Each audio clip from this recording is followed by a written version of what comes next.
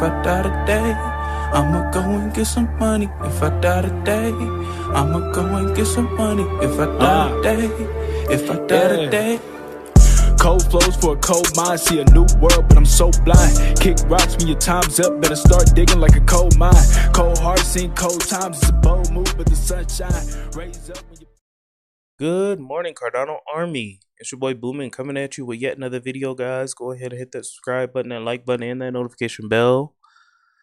Thank you so much, everyone, for liking the videos and leaving comments down below. We got my hot tea and honey locked and loaded, ready to go. Let's get this show started.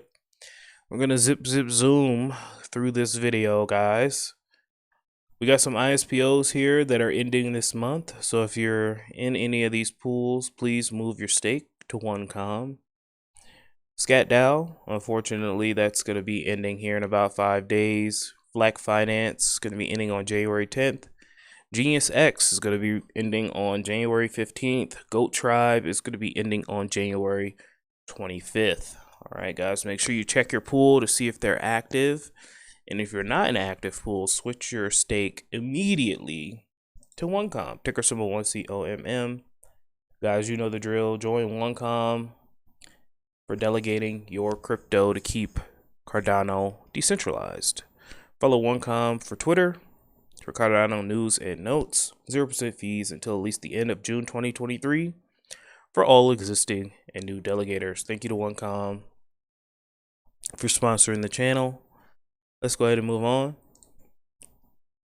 All right, so got a new swap here. This is TeddySwap. We're going to take a look at TeddySwap here. So take a look at this thread, and then we'll take a look at their Twitter, and then take a look at their website. So this is TeddySwap. What is TeddySwap? TeddySwap is a stablecoin swap on Cardano. All right, so a stable swap is an automated market maker that provides low slippage and low fees when trading stable coins. IUSD, Djed, USD ADA, etc. Is this similar to MinSwap or Sunday Swap? And they post, it is similar due to being an automated market maker, but implements a few new variables in the constant product formula. You can see on the graph below the difference between Uniswap and Sunday Swap and MinSwap. Stable swap style, AMM price changes. So we can see here. The release date will be February or March, which will be an AMM in the style of Uniswap. They will then update to a more curve finance style stable swap with their V2, which is scheduled for a Q3 launch. We can see here. Take a look at the roadmap if you guys are interested. Pause the video.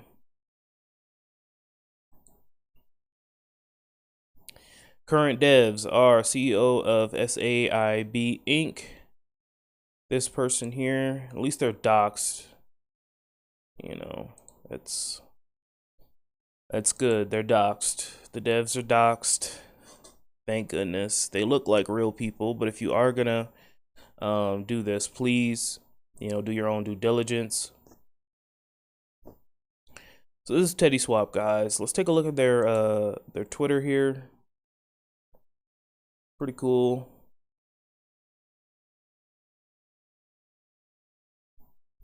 Cute little teddy bear there. So they post dev updates and stuff.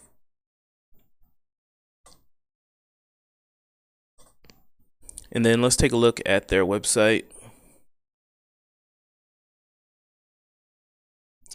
Stablecoin efficiency. We provide stable platform to trade stablecoins on Cardano.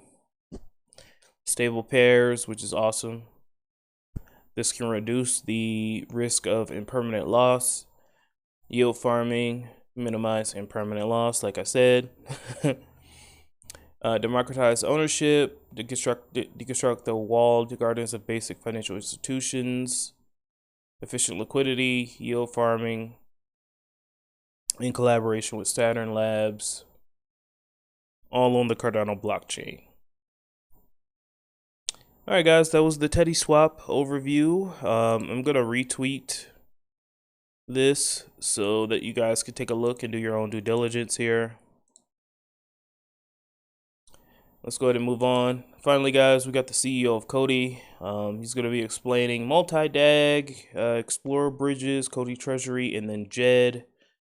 So yeah, guys, I'm going to wrap the video up after this video. I love y'all. Let's keep chopping wood, and I'll talk to you guys tomorrow. Thank you for riding with me. Let's briefly update on our progress on many fronts. Let's begin with multi-dag 2.0. Obviously, this has been like the last thing we've done in 2022. December 29th, we've released multi-dag 2.0. The hard fork event was successfully completed this last Thursday, and the mainnet is now live. And I don't take it for granted, and neither should you. The fact that we launch multi-dag 2.0, you know, it's a hard fork, and everything just worked brilliantly with all the nodes, with exchanges, with everything. So I'm very happy about that. And multi-dag 2.0 marks a new era for Cody, nothing less, because as I've said many times before, we are moving from being a network with a native coin to a network with multiple assets built on top of this, and this is what we're focusing on right now. And obviously G-Cody will be first, but more are coming. And the ability to mint DAG-based CMD tokens is a significant technological achievement, and that will lead to tremendous business achievements as well. So technology first, and now business and adoption, and that's coming. And the fact that we have multi-dag 2.0 means that we can launch private payment networks, right? This is something that we've developed with CMD branded payment tokens, CMD branded loyalty tokens, and more.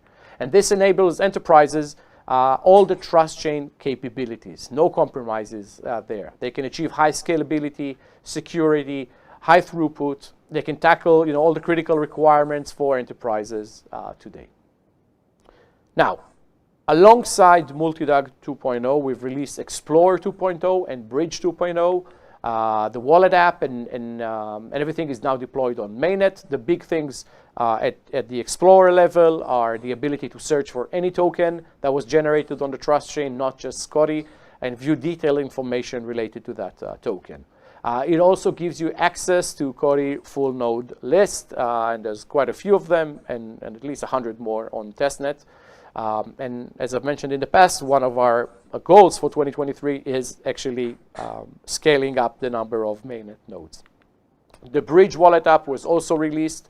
That allows for a new refund feature. This feature will allow users to apply for a refund in the event that the swap fails to execute due to technical reasons, or if the process is pending. So that's multi-dag 2.0 and its significance. And adoption is key for 2023. This is what the business teams are focused on. Treasury. Treasury, again, is an important pillar. We shared a new fee structure. Well, to begin with, we shared one that we thought was good. We shared it. You guys, the community, backlashed and said, no, this is not a way to go. They should probably fix this and that. And you know what? We took this into consideration. Because, well, you were right, and your ideas were, in some aspects, were even better than what we thought of. So we kind of like took everything into account and came up with a new model that it seems that everybody loves, and you know that kind of proves how things should work, and this is how we'll do things in the future. Now, this new fee structure will take effect starting January 15th, so in about 2 weeks' time. So as I mentioned, we were happy to see that you like the new model. We believe it's fair, it's transparent, and it aligns with the long-term perspective that we have, and it aligns everybody to it. As always, I remind you, all these fees, they're not going to Cody. They're collected and streamlined into the treasury and distributed back as rewards to the users. And I'd like to say that we plan in the coming weeks to release a white paper describing Treasury 2.0 that includes all the brilliant features that we'll have there, and G-Cody and how it all falls together. So look forward to that. I think it will be very fundamental to what we do. All right, let's talk about Djed, because Djed is literally around the corner. This is January, and this is our plan, right? So we continue to press forward with Djed. The testnet has been up, and your feedback has helped us a lot. And using that and our internal process, we found a few things that needs fixing, and we plan on tackling this immediately this week with IOHK, now that everybody's back from the holidays. And hopefully we'll get everything up and running in time, but this is like the sort of things that we're dealing with right now. I also saw some conversations about the minimal Djed design. There's minimal Djed and extended Djed designs. We are implementing the minimal Djed design right now. And I saw some comments in Twitter about this design not being robust enough, etc. So I want to be very clear. While the extended Djed version will be even better than what we have right now, obviously minimal Djed is robust enough. Otherwise, we wouldn't have been launching it, right? It is also the version that has been battle tested with EMURGO USD, and it's robust enough, and worry not to that extent. Obviously, there are a few things there, but we mitigated all, if not most of it, and we're not troubled about this right now. So I would put that to rest at this point. Now, for something pretty important, it may seem semantics to some, but I think it's pretty important, and it's about the category to which Djed as a stablecoin belongs to, right? So obviously, as we with each passing day, we gain more knowledge and information as we're getting closer to the launch, and I am a man of nuances, right? And when we dug deeper to the definitions, like the latest definitions of what makes an algorithmic stablecoin like Frax versus what makes a stablecoin an over-collateralized stablecoin like DAI, for instance, it is pretty clear that Djed is an over-collateralized stablecoin and not an algorithmic stablecoin. Now, let me dive into this right now, and here is a slide, and this slide it comes from the Messari forecast for 2023, like they usually publish once a year, a pretty thorough research, and that gave us a lot of inspiration when we looked into it. And I think, like, what I'll try to do is explain why Djed is an over-collateralized stablecoin and not an algorithmic stablecoin. Let's begin with the obvious. Obviously, Djed uses an algorithm. Yet using an algorithm in itself is not a reason why you'll be called an algorithmic stablecoin. Essentially, everything in computing has algorithms, including your washing machine, right? But the algorithm that Djed uses does not mean that it's an algorithmic stablecoin. So let's just look at the differences, for instance. Let's begin with the very basic tokens, right? Fiat-backed stablecoins, right? Like USDC, USDT, BUSD, TUSD, USDP, etc. Obviously, these stablecoins are centralized, right? Their scale factor is 1. What does it mean? It means that if you deposit $1 as collateral, you get $1 worth of stablecoin, right? So this scale factor is 1 to 1. They're backed by fiat, obviously. And they require, centralized, trusted mediators and partners, right? What's the issue with that? It obviously has, single point of failure. It has censorship risk. I mean, your token may be seized, right? It has regulatory risk, and it means that you need to trust that third-party entity. So let's put fiat stablecoins aside and deal with the comparison between over-collateralized or collateralized stablecoins versus algorithmic stablecoins, right? So first off, Djed uses external collateral. It uses ADA, that is unrelated to the protocol. Algorithmic stablecoins uses internal collateral, right? Like in the case of Frax or differently, Luna and USD. Djed is over-collateralized, 4x to 8x, while algorithmic stablecoins usually are only partially collateralized. It means that over-collateralized stablecoins are less capital efficient normally. However, Djed is different, and Djed actually fixes that with the Shen model that takes care of the over-collateralized with this symbiotic relationship. So Djed in itself is very capital efficient. $1 worth of ADA is always equals $1 worth of Djed. Another difference, Djed is always redeemable for the collateral, which is ADA. Algorithmic stablecoins are not always redeemable. They are dependent on the value of the governance token. Djed stability is based on over-collateralization and not on the trust on the governance token, which is what you need to have if you're using an algorithmic stablecoin. So that's the big differences, and this is why Djed is an over-collateralized stablecoin and not an algorithmic stablecoin. Now, why we think Djed is better actually than the rest of the models out there? The problem with fiat-backed stablecoins is the fact that they are centralized and they require trust in the issuer. It has regulatory and censorship risks that we are all aware of.